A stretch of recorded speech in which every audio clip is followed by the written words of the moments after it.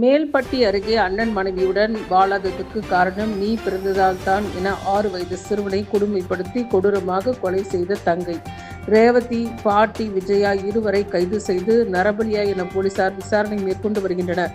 வேலூர் மாவட்டம் பெரணாம்பட்டு அடுத்த மேல்பட்டி சேர்ந்த ராஜேஷ் அவருடைய மனைவி ஆஷா. இவர்களுக்கு திருமணமாகி சுமார் 8 ஆண்டுகளான நிலையில் இவர்களுக்கு 6 வயதில் முகிலன் என்ற ஆண் குழந்தை உள்ளது. இந்நிலையில் முகிலன் பிறந்தவுடன் இருவருக்கும் கருத்து வேறுபாடு ஏற்பட்டு பிரிந்து வாழ்ந்து வந்த நிலையில் விவாகரத்து செய்வதற்காக நீதிமன்றத்தில் வழக்கு தொடர்ந்த பின்னர் அதில் இருவருக்கும் கவுன்சிலிங் கொடுத்ததில் சேர்ந்து வாழ்வதாக முடிவெடுத்தனர்.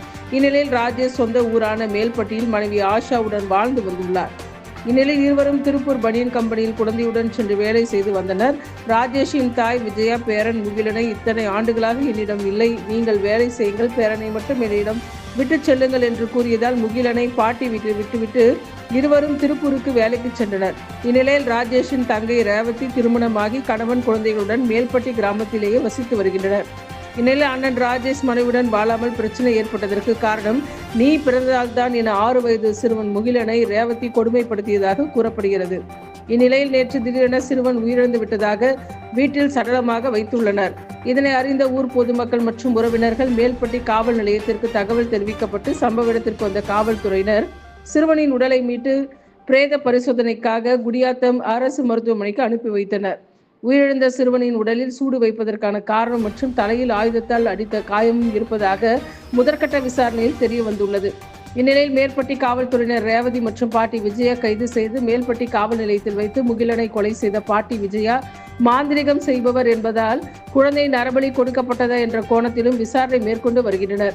மேலும் சிறுவனின் பிரேத பரிசோதனைக்கு பின்னரே முழு விவரங்கள் என காவல்துறை தரப்பில் தெரிவித்துள்ளனர். 6 வயது குழந்தையை கொடூரமாக கொலை செய்த சம்பவம் குடியாத்தம் பகுதியில் பெரும் பரபரப்பை ஏற்படுத்தியுள்ளது.